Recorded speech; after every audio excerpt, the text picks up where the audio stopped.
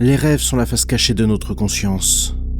Depuis toujours, nous cherchons à trouver une signification à cela, à les interpréter. Mais se pourrait-il que derrière ces rêves si étranges se cache quelque chose de bien plus grand? Si un voyage dans ce monde vous tente, je vous invite à découvrir cette nouvelle histoire, sortie tout droit des Chroniques de l'étrange.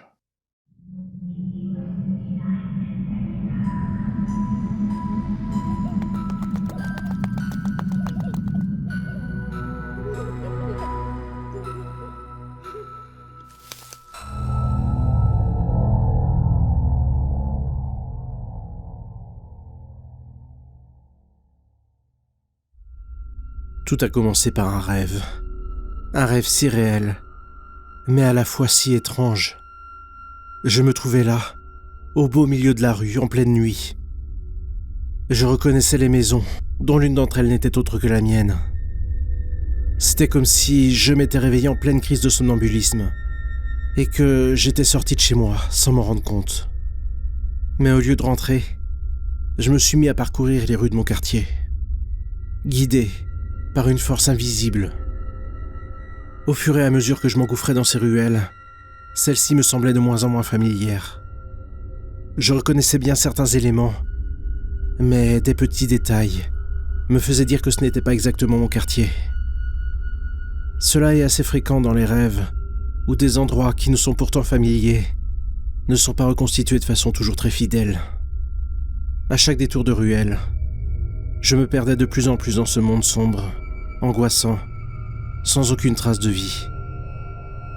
Même les lampadaires se faisaient de plus en plus rares. Leur lumière vacillait, laissant les ténèbres gagner cet endroit devenu totalement étranger. À chaque fois, je débouchais vers une impasse et je finissais par me réveiller. Ce rêve s'est reproduit un grand nombre de fois, si bien que je ne les compte même plus. Il m'était déjà arrivé cette sensation d'avoir déjà fait un rêve, sans savoir si c'était une impression ou si c'était bien réel. Mais avec ce rêve, ce n'était pas juste une impression. J'en avais la certitude, car il revenait presque toutes les nuits. Cependant, au bout de quelques semaines, le rêve changea. Ou plutôt, de nouveaux éléments s'y sont rajoutés. C'était comme si je me remémorais un souvenir qui devenait de plus en plus clair.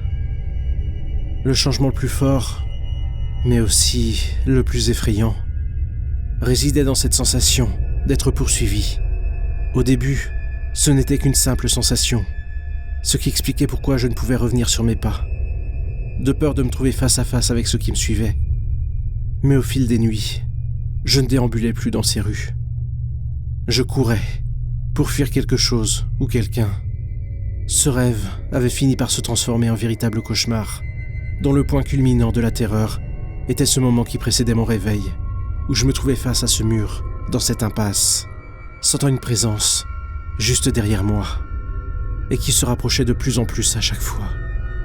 Mon rêve s'arrêtait toujours avant la fin, bien qu'à chaque fois, je savais que cette chose se rapprochait de plus en plus. Et puis, est arrivée cette nuit, où comme toutes les précédentes, je me suis retrouvé dans cette rue, qui était la mienne. Mais cette rue n'était plus semblable à ce qu'elle était. Elle était désormais éclairée par la lueur fébrile et vacillante de quelques lampadaires qui restaient encore allumés. Bien qu'il n'y avait aucune lumière dans les maisons, je sentais que des yeux me fixaient par chacune de ces fenêtres, cachées dans cette obscurité. Puis arriva cette présence, derrière moi, et comme je le faisais à chaque fois, mon pas s'accéléra, pour ensuite m'entraîner dans une fuite, de plus en plus rapide, dans ce dédale de ruelles, qui ne ressemblait plus à rien de connu. Ces ruelles semblaient d'ailleurs dater d'une autre époque. Il n'y avait plus aucune ligne électrique, ni lampadaire, seule la lueur d'une lune blafarde, cachée derrière les nuages, éclairait faiblement ces allées sombres. Ayant fait ce rêve tellement de fois, je savais comment tout allait se terminer. Mais le supplice semblait durer tellement longtemps cette fois-ci. J'avais l'impression de tourner en rond, tellement que ces ruelles se ressemblaient tout autant les unes que les autres. Je ne peux dire combien de temps cela a duré, avant que je ne tombe à nouveau dans cette impasse, devant ce mur qui me barrait la route. C'était à la fois un soulagement, mais également Le moment le plus terrifiant de ce rêve. Je savais que la fin approchait, mais il y avait cette présence qui se rapprochait de moi, me paralysant de peur. Je ne pouvais me retourner, alors je fixais le mur, en attendant le moment salvateur du réveil en sueur. Mais il ne venait pas. La présence se faisait de plus en plus forte. Je sentais même un souffle sur ma nuque. J'ai fermé les yeux, en espérant me réveiller au plus vite. Quand soudain, j'ai senti quelque chose me toucher l'épaule, me faisant ouvrir les yeux dans un moment de sursaut. J'étais assis sur mon lit, en sueur, comme à chaque fois. Mais cette fois-ci, avait été beaucoup plus éprouvante que toutes les autres. J'avais si peur de me rendormir à nouveau, de revivre ce moment de terreur qui semblait si réel. Par réflexe, je pris mon téléphone pour regarder l'heure. Il était 3h33. J'étais si perturbé, je ne pouvais pas me rendormir. Je suis alors descendu prendre un verre d'eau, dans la cuisine. C'est en buvant ce verre d'eau que mon sang s'est à nouveau glacé. En regardant par la fenêtre, j'ai pu voir que ma rue habituelle avait laissé place à ce paysage, tel que je le voyais dans ce qui était devenu un cauchemar.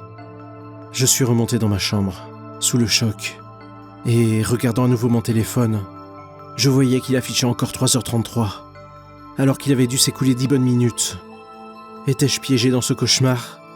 Mais un cauchemar ne peut être si réel. J'ai essayé d'appeler plusieurs personnes de mon répertoire, mais aucun appel n'a abouti. J'ai alors décidé de poster mon histoire sur Internet, car il semble que j'ai toujours de la connexion. Sauf que, sur tous les sites où je suis allé, aucun post ne va au-delà de 3h33. Je sais pas si mon message sera bien posté, et si quelqu'un le lira, mais il fallait que je raconte ce qu'il m'arrivait, au cas où je disparaisse. Je pense désormais que mes rêves devaient me préparer à ce moment. Ou alors, il s'agissait simplement d'un piège dans lequel je suis tombé. Mais peu importe, maintenant je dois sortir, pour l'affronter, et peut-être voir enfin la fin de ce cauchemar.